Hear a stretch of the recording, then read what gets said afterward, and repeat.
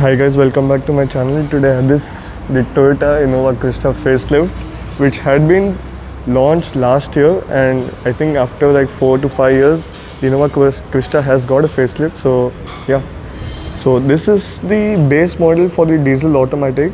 So this is the GX automatic 2.4. So this is a diesel one. You can see from you get this halogen lights, and this is an optional kit, like an accessory kind of thing. So I think we can say there's a small Canado kind of thing. Fog light, so you get halogen lights at the front, and from the front if you see, yeah, the grille is now much bigger. Yeah, so yeah, now it looks much more sporty and aggressive. So even the front bumper is completely changed. Yeah, so yep, you get chrome on the headlight as well. Now coming to the side, you realize, yeah, the car is long, like really long, around 4.73 meters or something, and the tire is a Bridgestone one. So the tire size is, you get the 5 lug nuts, Toyota logo, and disc brakes at the front. So this is a rear wheel drive car, and let me check the tire size. 205 65 16, so diamond cut alloy wheels. So alloy wheels look really good. 5 mm Toyota logo, as I said earlier. So here you get a side step. So body colored ORVMs and turn into ORVMs, body colored door handles, turn indicators on the ORVMs. So that's good. Yeah.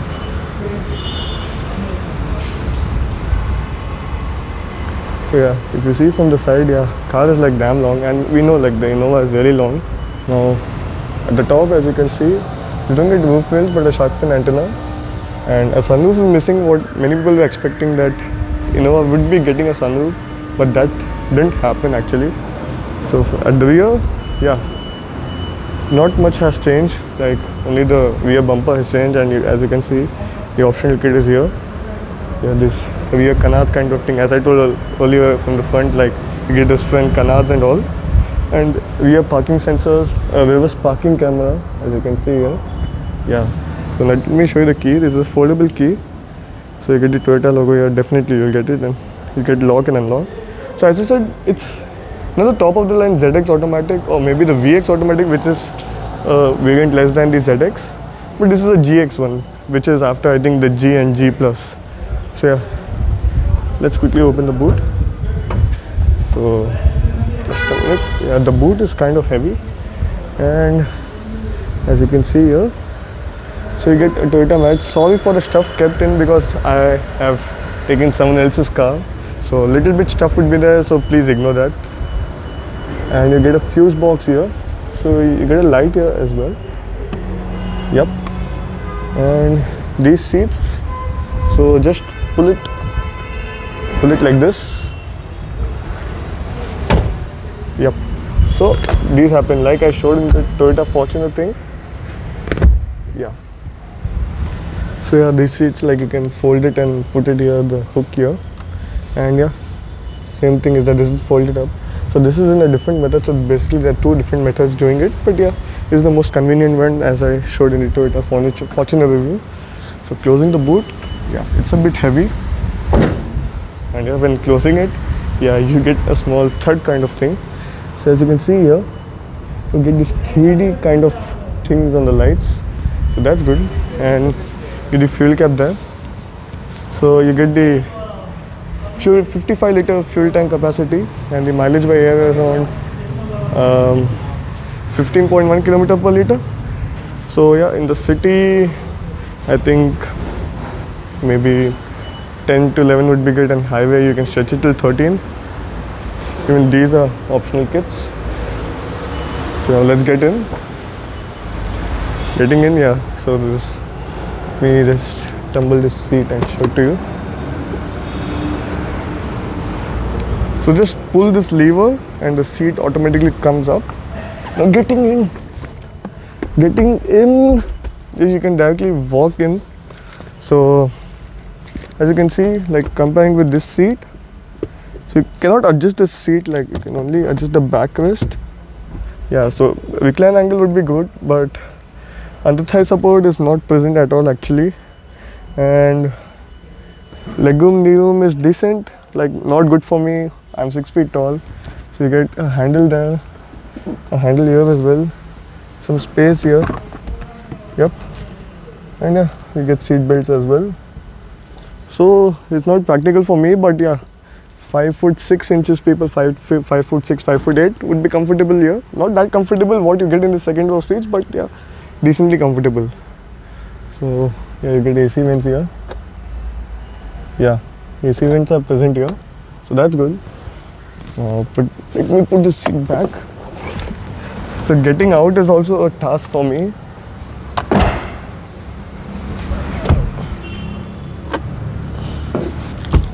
Now getting into the second row seats.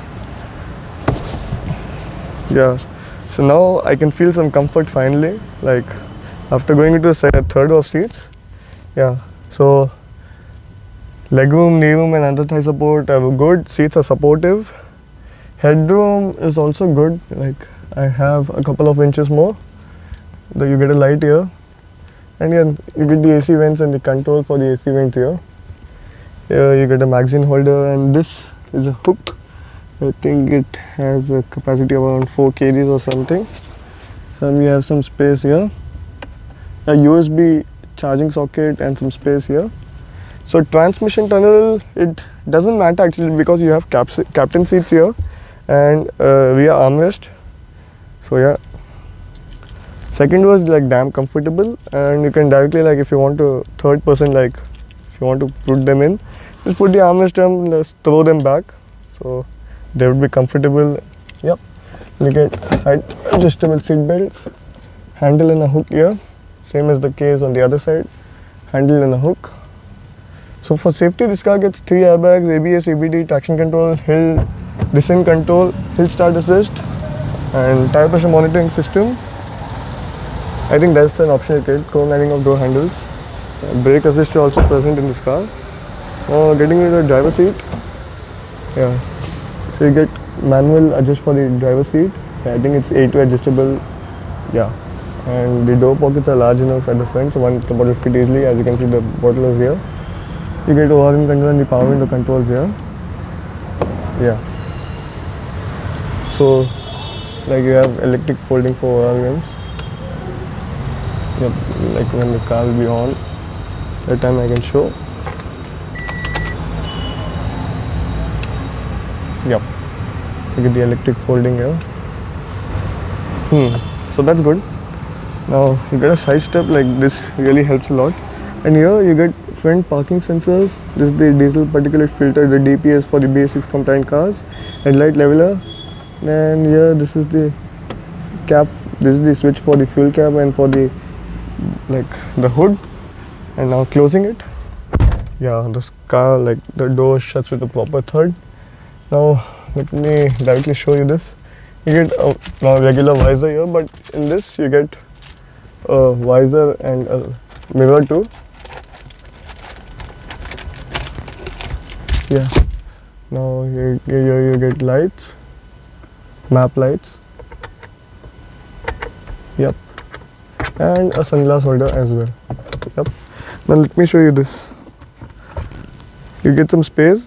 Sorry for the stuff kept here. So this is the driver option with some space. Yeah, kind of weak, so it makes a lot of sound. A cup holder here. This is the 6-speed automatic gearbox.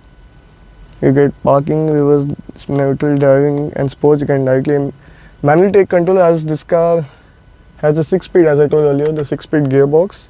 So this, you can take control with the gear, and you can hold the gear till its max rev. So it's around like 4,500 RPM something. Now let me show you the steering controls. Like you get volume control. This is for the mode. This is for the mode selector. This is for the changing of the radio station. Voice command, attending and declining the call. This is to browse to the display, not the multi-information display, but the regular display. Let me show you. Yeah. So this shows the fuel economy. You get, as you can see, this is the fuel economy. Here you get the odometer. So above you can see outside temperature, the range, average speed, time, Eco. Now settings, if you like long press here, then you can go into settings. Now going into settings is, wait, you can go into the language. So you have only one language available right now, which is English. Wait. Yep. Now press it. When you come into units, it's for the kilometer per liter of the liter per 100 kilometer for the mileage thing. Eco indicator. Yes, on or off. And then you can exit. So yeah, it's showing AdBlue level is low. Yeah, it's good. Basically. Now let me show you this. You have eco mode, power mode and traction control button here. And this is the dummy button. This is the manual air conditioning control, so you don't get automatic climate control in this variant. You get a small compartment here and here as well. So this is a huge glove box. I think it's a cooled one. Yep. So overall the dashboard design is really good. You don't get auto dimming inside rear view mirror. Now let me show you this. The infotainment system. Yep. So now we can get into home. It's showing the latest, like the mileage, the range and the radio, all of those stuff. Now getting into menu.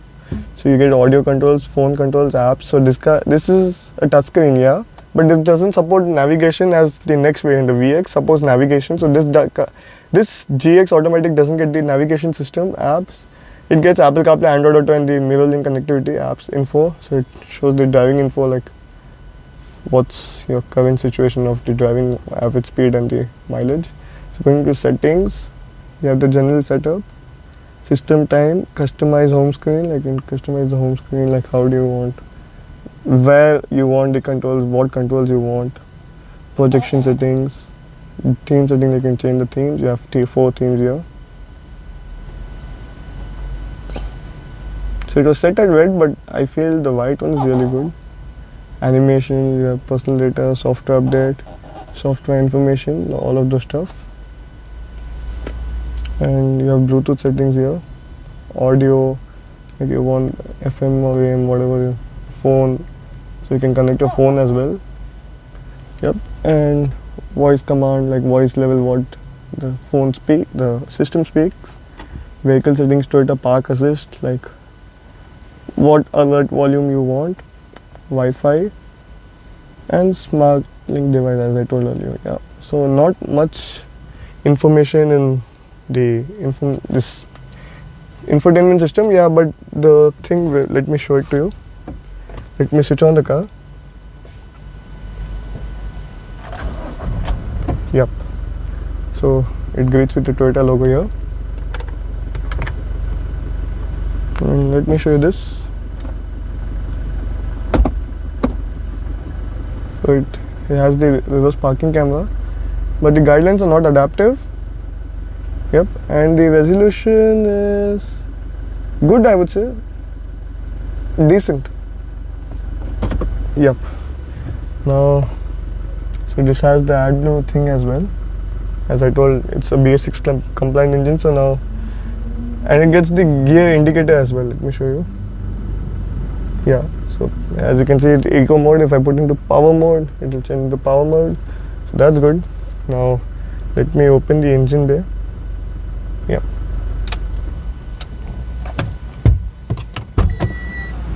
So it shows exactly which door is open.